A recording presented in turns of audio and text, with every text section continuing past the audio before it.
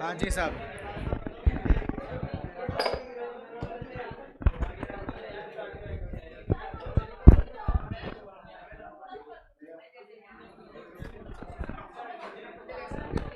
बेटा कल हम लोगों ने इलस्ट्रेशन नंबर 10वां और प्रैक्टिकल क्वेश्चन नंबर पहला किया था।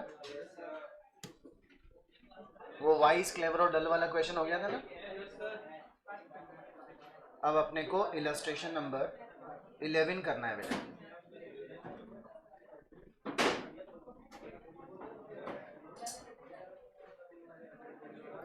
एक बार सुनो मेरी बात।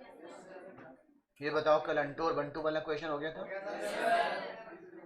ये देखिए, ये वाइज क्लेवर और डल वाला क्वेश्चन हो गया था, जिसमें अपने को कॉमन सेंस लगाना था।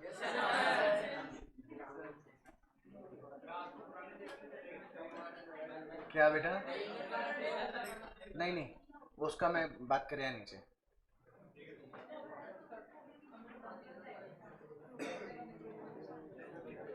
इलस्ट्रेशन नंबर 11 देखो बेटे, ये एक अच्छा क्वेश्चन है, ध्यान से देखिएगा। बेटा आपको वो दिक्कत हो गई वो दूर, कल आप बता रहे थे च्युइंगम वाली। किसको बोला था? हाँ नहीं, मैंने भी बोला था क्लास में वो कल। तो बोले ठीक है सर, बाकी हमने तो किया नहीं, और तो झूठ बोलते हैं, बट मैंने कह दिया उनको, ठीक है। हाँ तो मतलब उसी ने लगाया। सी यू एंड ए यू, नाम देखो बेटे पार्टनर्स का, सी यू एंड ए यू। वही वाली बात जो मैं कहता हूँ, पूरा ध्यान इधर, बातें तो करनी ही नहीं है। अच्छा, CU and AU were in partnership, sharing profit and loss in the ratio 5:3. On April 1st, 2020, they decided to admit AG the partnership on the following terms. नया साझेदार है AG, उसे साझेदार बनाने का निश्चय किया गया। AG will bring ₹2 lakh as capital for 1/4 share. वो अपने 1/4 हिस्से के लिए पूंजी कितनी लाएगा? 2 lakh. New profit sharing ratio shall be 2:1:1। CU और AU और AG का नया रेशियो रहेगा 2:1:1। बेटा जैसे ही रेशियो में परिवर्तन आता है तो सेक्रीफाइसिंग रेशियो निकालना पड़ता है एडमिशन के केस में, और रिटायरमेंट के केस में निकलता है gaining ratio. CU was entitled to a salary of ₹2,000 per month. It was revised to 3,000 per month from October 1st, 2018. 2,000 पर महीना मिलती थी कब तक? 1 अक्टूबर 2018 तक तो मिलती थी 2,000, फिर अक्टूबर 18 से तनख्वाह बढ़ा दी गई और 3,000 लेकर आ गए। ठीक है बेटे। Interest on capital was paid at the rate 8% per annum. आगे लिखा है capital as on 31 March 2020 were CU 4 lakh and AU 3 lakh which had remain unchanged since last 4 year. पिछले 4 सालों में इन दोनों की पूंजी 7 लाख रुपए ही लगी रही, 4 लाख AU की CU की और 3 लाख AU की। Goodwill was to be valued on the basis of 3-year purchase of average adjusted weighted average profit। यार इसने अगर weighted average profit बोला होता तो अपन नॉर्मल समझ भी जाते, इसने एडजस्टेड क्या बोला? बेटा जब प्रॉफिट कैलकुलेट कर लिए गए हों और वो गलत कैलकुलेटेड हो तो उनको ठीक करना पड़ता है, और जैसे हम प्रॉफिट को ठीक करते हैं तो वो क्या निकल जाता है? एडजस्टेड प्रॉफिट निकल जाता है। आई बात समझ? Average profit of past 4 years, the profit of previous 4 year, पिछले 4 साल के प्रॉफिट अपने को गिवन है, before charging interest on capital and salary to CU were as follows. अब आपके सामने प्रॉफिट्स गिवन है अपने को। आगे बोलते हैं 2016-17 में प्रॉफिट 2,10,000, 2017-18 में प्रॉफिट 2,60,000, 18-19 में 2,10,000 और 19-20 में 3,05,000। These profits are subject to following rectification. Subject to का मतलब होता है अभी इनमें समायोजन करने बाकी है। पहला, अ मशीन कॉस्टिंग ₹40,000। बेटा मैं लाइन पढ़ता जाऊंगा, समझते अभी चले जाएंगे, बाकी का जब क्वेश्चन करेंगे एक बार और देख लेंगे। A machine costing ₹40,000 purchased on which date? 1 October 2018 was wrongly charged to revenue। Revenue का मतलब होता है खर्चा। रेवेन्यू मतलब रेवेन्यू एक्सपेंस मतलब खर्चे मान लिया अपन ने, पीएनएल से चार्ज कर लिया। बताओ मशीन पीएनएल में आती है, असेट्स बैलेंस शीट में आती है? एसेट साइड में आती है। आपने किसी संपत्ति को खरीदा और खर्चा मान के पीएनएल को डेबिट कर दिया, इससे आपका उस साल का प्रॉफिट सीधा सीधा 40,000 से कम हो गया। तो अपने को जिस साल में गलती हुई है उस साल का प्रॉफिट 40,000 से बढ़ाना ही पड़ेगा बेटे। दूसरी बात में, the machinery was depreciated at 20% per annum on written down value method, और इस संपत्ति पर अपने को 20% से क्या लगाना था, रिटर्न डाउन वैल्यू से डिप्रेशन भी लगाना था। आपने लगाया नहीं होगा क्योंकि आपने खर्चा माना है, जबकि मानना क्या चाहिए था, संपत्ति। तो अपने को दो चीज़ों का समायोजन, 40,000 का समायोजन और उसके ऊपर लगने वाले डेप्रिसिएशन का समायोजन। बात समझ में आ गई बेटा? अब ये पढ़िए जरा, अभी आप लोगों ने फाइनल अकाउंट्स पढ़े थे ना बेटे। Stock on 31 March 2018 was over valued bye 20,000। Over value का मतलब होता है अधिमूल्यांकन। आपने अंतिम स्कंद का मूल्यांकन कौन से वर्ष के लिए, 31 मार्च 2018 के लिए स्टॉक का मूल्य 20,000 से बढ़ा दिया। दो क्वेश्चन पूछूंगा, जवाब देना। क्लोजिंग स्टॉक ट्रेडिंग के डेबिट में आता है या क्रेडिट में आता है? एब्सोल्युटली करेक्ट आंसर, किसे ट्रेडिंग के क्रेडिट में आता है। बेटा क्रेडिट साइड इनकम की साइड होती है ना। अगर आपने क्लोजिंग स्टॉक जो ट्रेडिंग के क्रेडिट में आ रहा था, अगर आपने उसे 20,000 रुपए से बढ़ा दिया तो क्रेडिट साइड का इनकम का टोटल 20,000 से बढ़ गया। बे मतलब 20,000 से बढ़ा, तो बेवजह ही उस साल का जीपी भी 20,000 से बढ़ गया होगा। ये आपकी गलती हुई ना। तो जिस साल में ये गलती हुई उस साल का जीपी जो 20,000 से बढ़ा हुआ है उसे घटाया जाएगा। पहली बात समझ में आ गई। जो पिछले साल का क्लोजिंग स्टॉक होगा वह आने वाले साल का ओपनिंग स्टॉक होगा। जब आपने पिछले साल के क्लोजिंग स्टॉक को बढ़ा दिया था तो वही बढ़ा हुआ क्लोजिंग स्टॉक बढ़ा हुआ ओपनिंग स्टॉक हो गया बेटे। बात समझ में आई? अब मेरा नेक्स्ट क्वेश्चन, जैसे क्लोजिंग स्टॉक ट्रेडिंग अकाउंट के क्रेडिट में गया वैसे ही ओपनिंग स्टॉक ट्रेडिंग अकाउंट के डेबिट में गया होगा। Am I clear? अगर आपने क्लोजिंग स्टॉक को बढ़ा दिया था तो अगले साल का ओपनिंग स्टॉक बढ़ा दिया होगा। और ट्रेडिंग अकाउंट का जैसे क्रेडिट साइड इनकम साइड होती है वैसे ही ट्रेडिंग अकाउंट का डेबिट साइड एक्सपेंस साइड होती है। आपने एक्सपेंस को भी 20,000 से बढ़ा दिया और जितना एक्सपेंस बेवजह बढ़ाया उससे आपका प्रॉफिट बेवजह 20,000 से कम हो गया। यानी पिछले साल का तो प्रॉफिट बढ़ा रखा है उसे तो कम करना पड़ेगा, और इस साल का प्रॉफिट घटा रखा है उसे बढ़ाना पड़ेगा। आ गई बात समझ? क्योंकि क्लोजिंग ही अगले साल का क्या बनता है, ओपनिंग। यदि क्लोजिंग गलत था तो अगले साल का ओपनिंग भी गलत था बेटे। आगे देखिए, there was a loss by fire amounting to rupees 10,000 in the year of 2016 and 17 which was not considered in trading account but correctly debited in the profit and loss। बेटा मुझे ये बताओ, लॉस बाई फायर की entry बताओ, देखें loss by fire. Loss by fire account debit to purchase. अच्छा, loss by fire एक expense account है, इनडायरेक्ट एक्सपेंस अकाउंट है, पीएनएल अकाउंट के डेबिट में जाना चाहिए था। साफ साफ बोल रहा है, इसे अपन ने कहाँ डेबिट कर दिया है? आपने बोला loss by fire account debit to purchase, तो लॉस बाई फायर तो डेबिट में चला गया, लेकिन जो परचेज खाता है उसे आपको क्रेडिट करना चाहिए था। परचेज व्यापार के डायरेक्ट एक्सपेंस में से एक एक्सपेंस है बेटा। परचेज को डेबिट कर रखा है आपने, उसे 20,000 रुपए से या 10,000 रुपए से क्रेडिट भी तो करना चाहिए था, क्योंकि एंट्री क्या बोली थी आप, loss by fire account debit to purchase. अगर आप परचेज नाम के खर्च खाते को कम किए होते 10,000 रुपए से तो ट्रेडिंग के डीआर में परचेज नाम का खर्चा कम डेबिट हुआ होता, लेकिन आपने उसे क्रेडिट किया ही नहीं था। परचेज नाम के खाते को क्रेडिट किया ही नहीं, यानी खर्च खाते को कम नहीं किया, यानी आपने पीएनएल अकाउंट में खर्च की राशि ज़्यादा दिखा रखी है ना बेटे।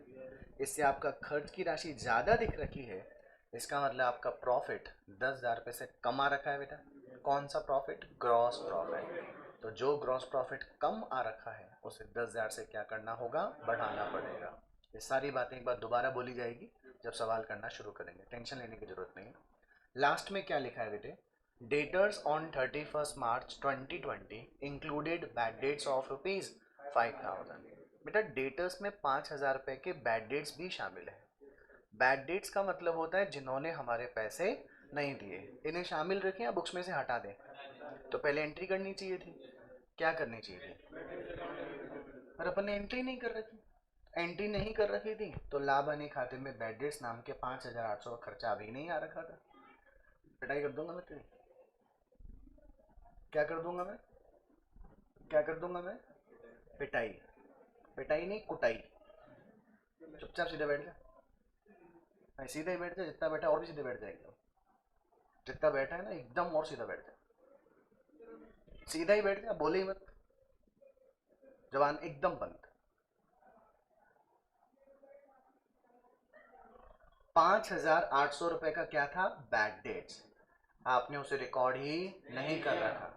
अब बैड डेट्स ही रिकॉर्ड नहीं कर रखा यानी आपकी बुक्स में लॉस जो आना चाहिए था वो नहीं आया। इससे आपका प्रॉफिट बेवजह 5,800 से बढ़ा हुआ है ना, इसे क्या करना पड़ेगा, घटाना। अब आपको शायद समझ में आया होगा कि वहां पर वेटेड एवरेज से पहले क्या लिखा था, एडजस्टेड, कि जब प्रॉफिट्स क्या होते हैं गलत तो उनको क्या करना पड़ता है, ठीक। आई बात समझ, पक्की बात। जब मैं कहता हूँ ना बेटे सीधे बैठो समझो, उसका पर्पज आप समझ गए होंगे, क्या कारण है ऐसे प्रश्न एग्जाम में आ गए, किताब में से आएंगे और किताब के भी गलत करके आएंगे तो फिर क्या मतलब सीए करने का, समझ गए क्या। इसलिए पूरा ध्यान जब पढ़ाऊं, जब पूरा ध्यान मेरी बातों पे। आगे बोलता है AG shall bring his share of goodwill in cash. AG ख्याति में अपने हिस्से की ख्याति का पैसा नकद में लेकर आएगा। ठीक है साहब, तो पहले ख्याति ज्ञात करनी पड़ेगी, किसकी, फर्म की। फर्म में से किसका शेयर, एजी का, और वो नकद में लेकर आएगा बोल रहा है। You are required to calculate the amount of goodwill AG is supposed to bring. वो बताओ जो ख्याति एजी अपने हिस्से की लेकर आएगा, और उसकी जर्नल एंट्री भी दो कि उस ख्याति की जर्नल एंट्री क्या हो। एम आई क्लियर, चलो लिखो बेटे। सबसे पहले तो अपन लोग को क्या करना है, सही प्रॉफिट की कैलकुलेशन करनी है।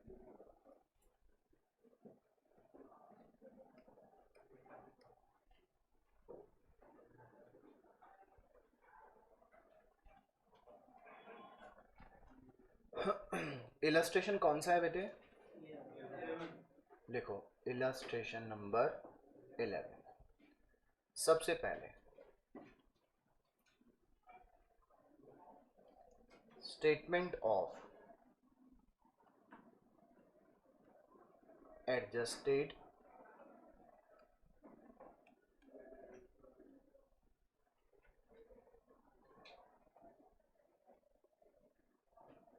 वेटेड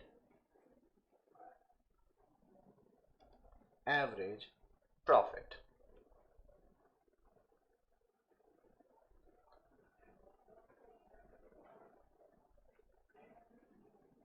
बेटा अपने को कितने कॉलम बनाने पड़ेंगे इसमें, 4 तो साल है बेटा, तो चारों के साल के अपने को क्या बनाने पड़ेंगे, कॉलम्स।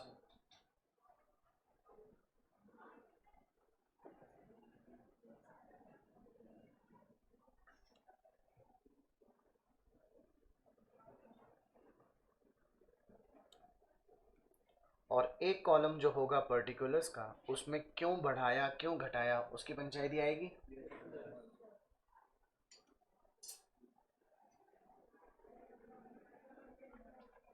सबसे पहले वाले कॉलम में लिखेंगे पर्टिकुलर्स।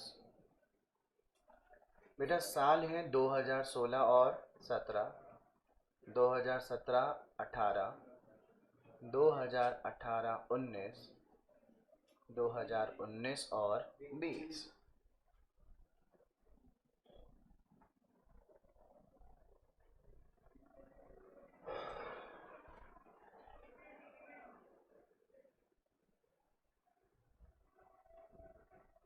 बना लिया सभी ने फॉर्मेट,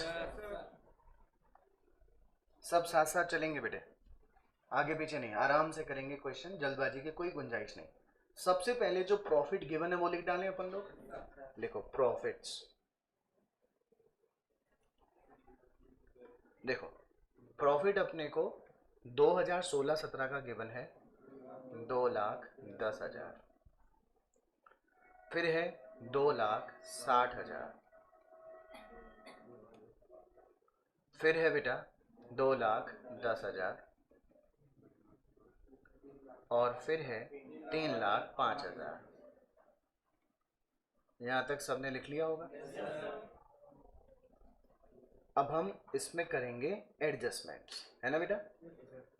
देखो, पहले तो ये बताओ कि अपने को एरर से पहले ये तय हो चुका था कि हम सभी साझेदारों को पूंजी पर तो क्या देंगे, ब्याज, और पार्टनर्स को क्या देंगे, सैलरी। तो बेटा जो काम हर साल करना था वो तो यहीं लेस कर दिया जाए। लिखो लेस।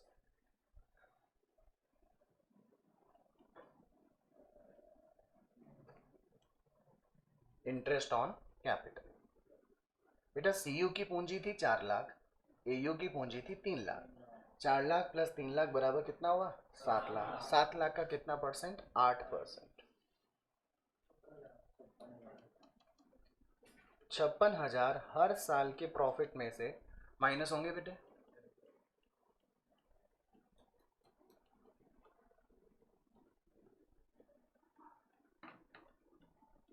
ओके। अच्छा, क्या अपने को सीयू को सैलरी भी देनी थी बेटा? सैलरी में अगर ये नाटकबाजी नहीं होती कि 2,000 अब तक दे रहे थे, 3,000 वहां से बढ़ा देंगे, तो अपन वर्किंग नोट नहीं बनाते। 2,000 मल्टीप्लाई 12 करके ब्रैकेट में लिखकर 24,000 चारों साल के प्रॉफिट में से लेस कर देते। वर्किंग नोट नंबर 1, थोड़ी जगह छोड़ के, है ना। Calculation of salary to CU. बेटा 2016 और 17 में सैलरी 2,000 मासिक रूप से दी गई, तो क्या साल की सैलरी 24,000 हो गई? 2016-17 के बाद में 17-18 में भी सैलरी 2,000 रुपये मासिक के हिसाब से 12 माह की वार्षिक 24,000 हो गई। एक बार प्रश्न पढ़िए, पॉइंट नंबर 3 पढ़िए। CU was entitled to a salary of 2,000 per annum. It was revised to, इसे कहाँ तक बढ़ा दिया गया, 3,000। कब से बढ़ाया गया? तो बेटा 17-18 में बढ़ा है या 18-19 में बढ़ा है? क्योंकि अप्रैल 18 से 31 मार्च 19 के पीरियड में ही अक्टूबर 18 आया होगा। तो जब हम लोग 18-19 में आ गए, तो 18-19 में 1 अप्रैल 18 से लेकर 30 सितंबर 2018 में कितने महीने हुए? तो इसमें तो कितनी रही, 2,000 मल्टीप्लाई बाय 6 महीना, ये तो कितनी हो गई? और 1 अप्रैल, सॉरी, हाँ बेटा, हाँ जी बिल्कुल, 1 अक्टूबर 18 से क्या इसे 3,000 तक बढ़ा दिया गया?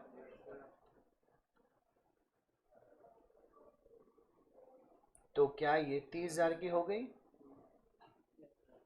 और फिर हम लोग कौन से वर्ष में आ गए, 2019 और 20। इसमें 3,000 पर महीने की सैलरी 12 महीने की कितनी हो गई, 36,000। Am I clear? पक्का बेटे? नोट कर लो, फिर अपन वर्किंग नोट नंबर 1 का रेफरेंस देकर इनको माइनस कर दे। अच्छा, टोटल नहीं करना है, इसका ध्यान रखिएगा, क्योंकि हर साल का प्रॉफिट अलग अलग दे रहे हैं बेटा।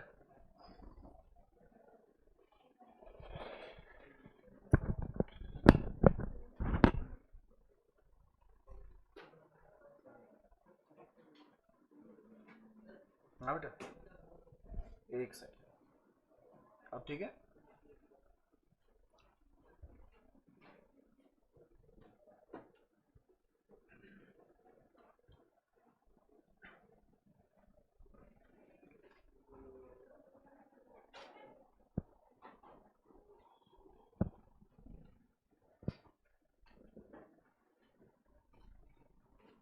लिख लिया सबने? चलो बेटा, ये वाले साल में कितना, ये वाले साल में आया समझ?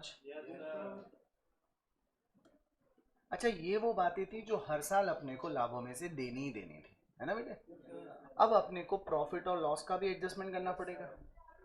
आ जाए एडजस्टमेंट नंबर 1 में। बेटा मशीन कौन से डेट को खरीदी? मतलब 18 और 19 वाले वर्ष में गलती हुई। हमने हमारा प्रॉफिट क्या कर दिया था, कम कर दिया, क्योंकि अपन ने संपत्ति को क्या मान लिया था, खर्चा।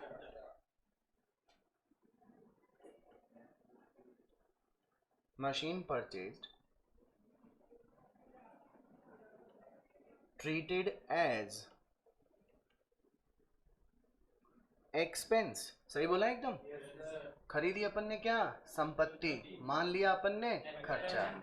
इससे आपके उस साल के P&L अकाउंट में बेवजह 40,000 से प्रॉफिट कम हो गया था।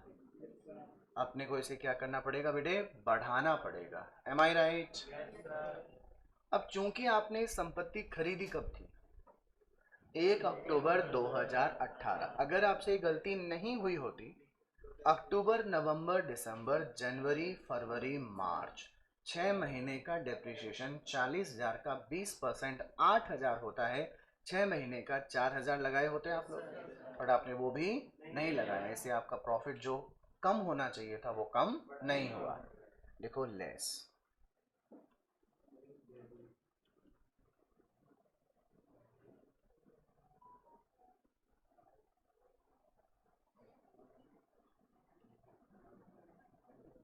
depreciation not charged on machinery. Working note number 2.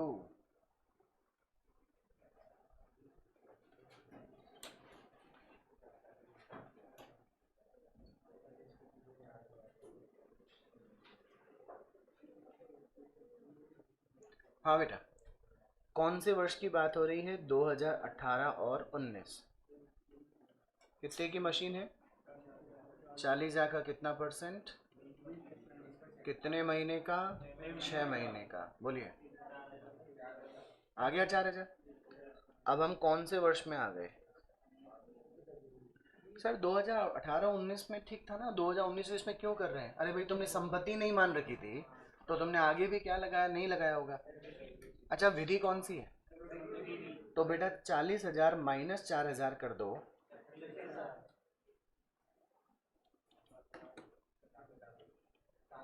आया 7,200। तो 18-19 में से लेस कितना होगा, 4,000। और 19 और 20 में से लेस कितना होगा, 7,200।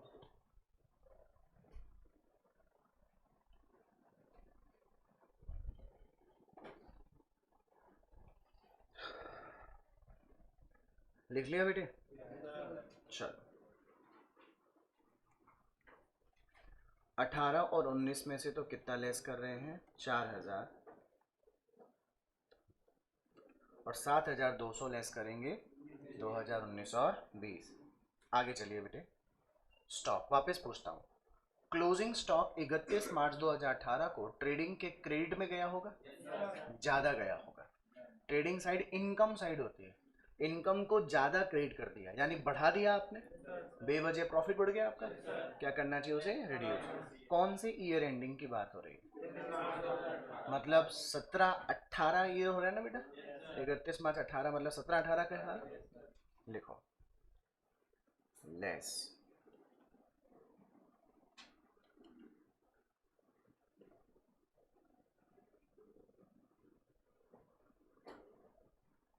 क्लोजिंग स्टॉक ओवर वैल्यूड, 17-18 की बात हो रही है, तो ये वाला प्रॉफिट घट जाएगा बेटा।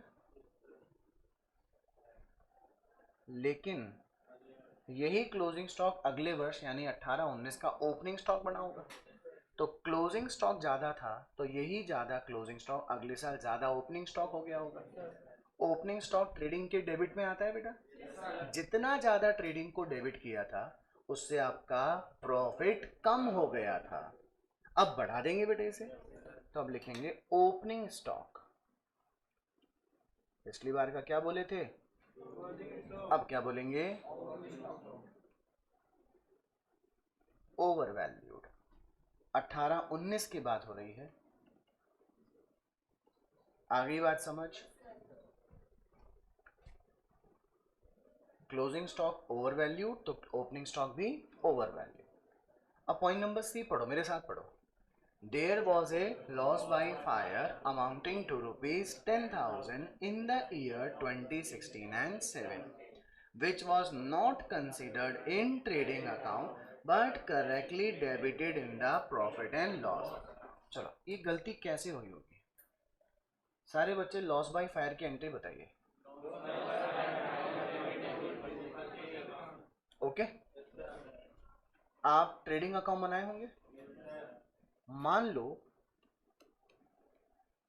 आपके परचेज की राशि कितनी थी, मान लिया अपन 1 लाख रुपए का आपका क्या हो गया, तो आप लॉस बाय फायर करके परचेज नाम के खर्चे को कितना दिखाओगे, और मान लो आपकी सेल्स नाम की इनकम कितनी है, तो आपका जीपी जो है बेटा 6 लाख आएगा। ये कब आएगा, जब आपसे कोई गलती नहीं हुई। लेकिन आपसे गलती ये हुई कि आपने सेल्स तो कितनी लिख दी, आपको परचेज में से कितने रुपए लेस करने चाहिए थे, आपने कुछ भी लेस नहीं किया, 10 लाख में से 1 लाख लेस नहीं किया, और आपने खर्चा डेबिट में कितना दिखा दिया। इससे आपका जीपी जो है आना कितना चाहिए था, आया कितना, तो आपने 1 लाख से अपना प्रॉफिट कम कर रखा है ना।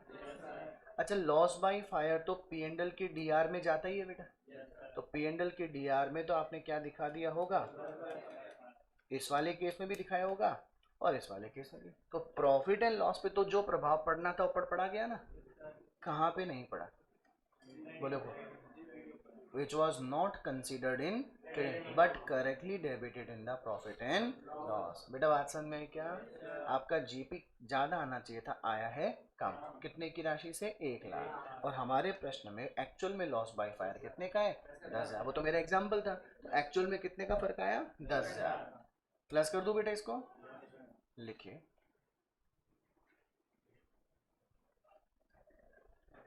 Add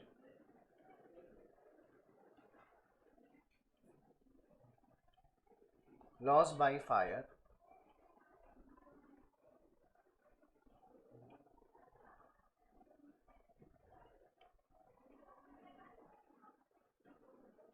not considered in trading account, पूरा लिखना बेटा, trading account, loss by fire not considered in trading account. इससे हमारा प्रॉफिट जो घटा हुआ था बेटे उसे बढ़ा दें हम लोग। कौन से साल में गलती हो रही है, 2016 और 17, यानी प्रथम वर्ष की बात हो रही है। प्लस करें या माइनस, प्लस करेंगे। आगे चलिए, डेटर्स एज ऑन 31 मार्च 2020, यानी 19 और 20 की बात हो रही है। Included bad debts of rupees 5,800, इसमें 5,800 का क्या शामिल है, बैड डेट, जिसको अभी तक रिकॉर्ड नहीं किया गया।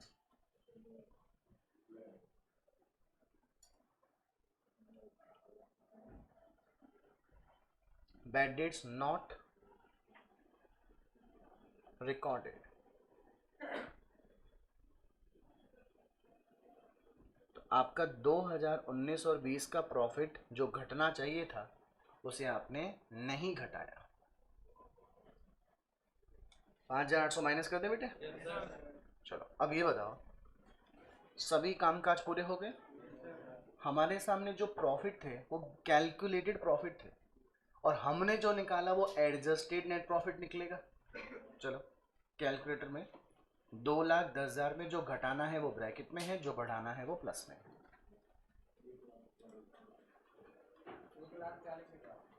1,00,000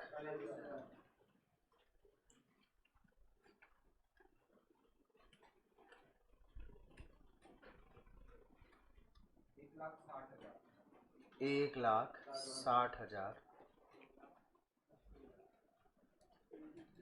1,80,000, 2 lakh,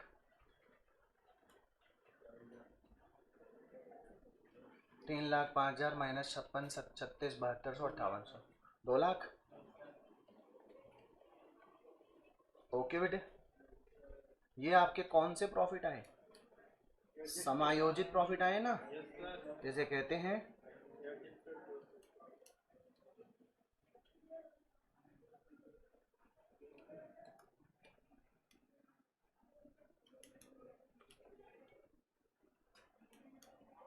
adjusted net profit.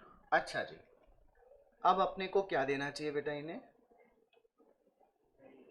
Wait देना चाहिए। सर वेट क्यों दे रहे हैं? प्रॉफिट बढ़ते हुए आ रहे हैं, है ना? या तो प्रॉफिट बढ़ते आए या चाहे प्रॉफिट घटते आए, भार देना चाहिए होते हैं। पहले वर्ष को वेट पहला, दूसरा, तीसरा, चौथा। ओके बेटा, और अब हमारे सामने कौन से वेट आ जाएंगे? प्रॉफिट कौन से आ जाएंगे? Weighted profits.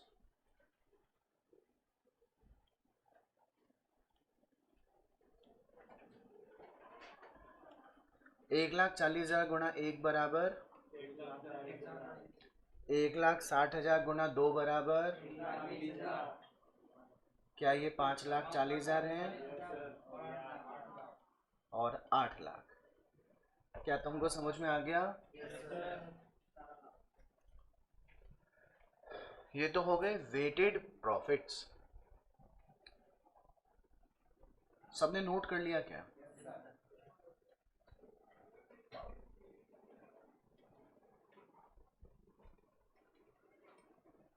ओके,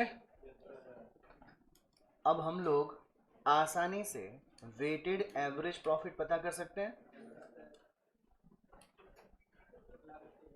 एक सेकंड बेटा,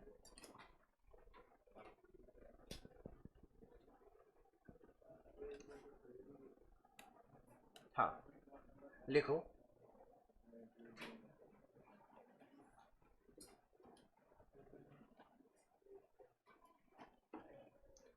बेटा 1,40,000 plus 3,20,000 plus 8 lakh divide by 4 या 10? 10 आगे 80। और गुडविल की गणना कितने वर्षों के क्रय के आधार पे करनी थी? ये देखो, ये रही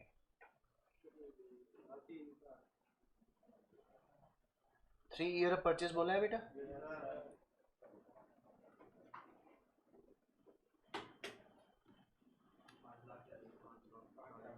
पक्का? इसमें से हम किसका शेयर निकालेंगे? एजी। बेटा प्रश्न में देखो, एजी का शेयर 2:1:1 गिवन है क्या? पार्टनर्स का 2/4 तो है, किसका है? सी का, सी यू का सॉरी, और 1/4 है ए यू का, और 1/4 है ए जी का। 1,00,000 यहां तक लिख लो, फिर दूसरा कॉन्सेप्ट पढ़ेंगे।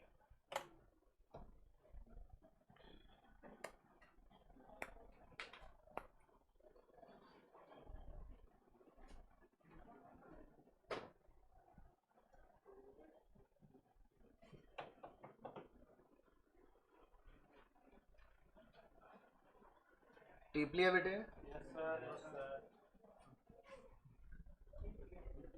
हाँ टिप लिया, टिप पकड़ो। अच्छा जी, गुडविल जो पैसा लाएगा वो केवल एक साझेदार लेगा क्या? सीईओ ने बोला इसके पैसे तो मैं लूंगा, ये बोला अच्छा अच्छा मैं लूंगा। लड़ाई हो गई कि नहीं हो गई? बताओ क्या करें? बराबर बराबर बांट दें। जिसने जिसने जितना ज्यादा त्याग किया होगा एजी को लाभ देने में, उसको उसी अनुपात में पैसा मिलेगा। बेटा सेक्रीफाइसिंग रेशो कैसे कैलकुलेट होता है? Old ratio minus new ratio. लिखो, सेक्रीफाइसिंग रेशो बराबर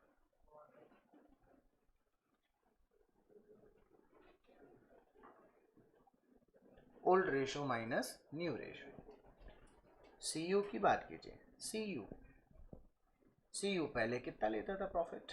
5/8, 5:3 है तो 5/8। अब उसे मिलता है 2/4।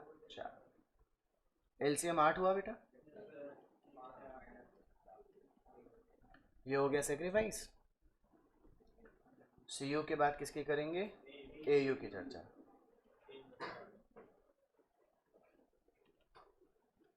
एलसीएम 8 आ गया 1/8, यानी कि दोनों का सेक्रीफाइसिंग रेशो 1:1 हो गया बेटा। अच्छा ये लिख लो, फिर जो कॉन्सेप्ट था वो पढ़ रहे हैं अभी अपन लोग। आप 12वीं कक्षा में पढ़े हो ना ये? जब नया साझेदार ख्याति का पैसा लाता है पूंजी के साथ, तो मैं पहले एंट्री बोलता हूँ, पहले आप लगे सुनना एंट्री, और यही थी तो बोलना हाँ सर यही थी। Bank account debit to new partner capital to goodwill account, और फिर गुडविल जो लाता है उसे goodwill account debit to old partner capital account in sacrifice ratio. ये करते हो ना बेटा। आईसीआई की जो किताब है उसमें गुडविल अकाउंट को ना पहले खोला गया और ना ही बंद किया गया, वो एक ही एंट्री बोलता है, bank account debit to new partner capital, और न्यू पार्टनर की कैपिटल में से गुडविल को निकाल दो, ओल्ड पार्टनर्स में क्रेडिट कर दो। एक ही बात है, क्योंकि तुम पहले बैंक टू गुडविल करो और फिर गुडविल टू ओल्ड पार्टनर करो, तो गुडविल पहले क्रेडिट हुई और फिर डेबिट हुई, तो गुडविल 0 हो गई। यहाँ पर bank account debit to new partner capital करो और new partner capital to old partner करो, तो ही बात एक ही हुई कि नहीं हुई? पैसा बैंक में आया और वो पैसा बट किस में गया? बात समझ में आ गई? चलो अब लिखो entry. Bank account debit to, 12th class में होते तो लिखते टू गुडविल, अब यहाँ लिखेंगे bank account debit to AG capital account. अच्छा प्रश्न में मुझसे एंट्री जो है वो किसकी मांगी है? देखो नहीं, एंट्री ये बोलता है you are required to calculate the amount of goodwill AG is suppose to bring and journal entry for the same. खाली एंट्री किसकी मांगी है? गुडविल की, है ना, पूंजी पूंजी की नहीं मांगी, केवल किसकी मांगी है? गुडविल की। तो bank account debit to AG capital 1,00,000। Okay बेटा। अगर 12th में होते तो बोलते बैंक टू गुडविल, फिर करते गुडविल टू सीयू और एयू। अब यह फाउंडेशन में आ गए, फाउंडेशन क्या बोलता है? No goodwill, bank account debit to new partner capital, तो फिर AG capital account debit to CU capital account to AU capital account. Okay बेटा। 1,35,000 को डिवाइड बाय 2 कीजिए। अरे अरे अरे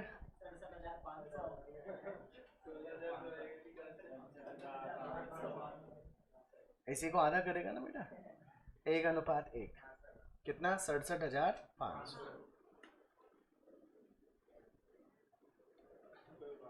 67,500, 67,500।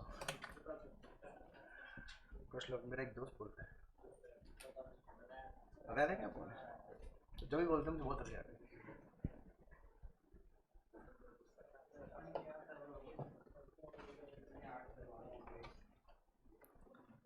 डन डन डन डन, पक्का?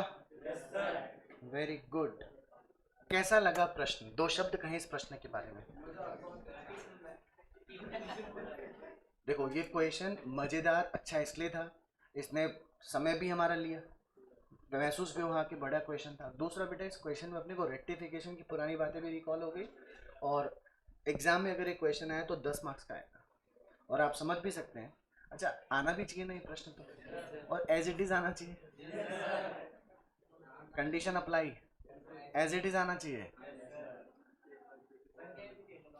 अरे एज इट इज का मतलब क्या होता है? किसकी किसकी? कौन सा पेज? ये वाला ही? तो आप घर जाके करोगे क्या? कोई बात नहीं, अच्छी बात है। सबको समझ में आया? मुबारक हो, आपका ट्रीटमेंट ऑफ गुडविल वाला टॉपिक खत्म हुआ। लेकिन याद रखिएगा 3 से लेकर जो 9 इलस्ट्रेशन अभी नहीं करने हैं, पूरी पार्टनरशिप। आपको लगेगा अरे यार सर ने सही बोला था, करें तो भी ठीक, ना करें, क्योंकि अपन ने रिटायरमेंट में, एडमिशन में, डेथ में 50 को 50 तो नहीं है, 15-20 क्वेश्चन किसके कर लिए होंगे, ख्याति के। कर दे नया टॉपिक शुरू। चलो लिखो एकदम नेक्स्ट पेज पे।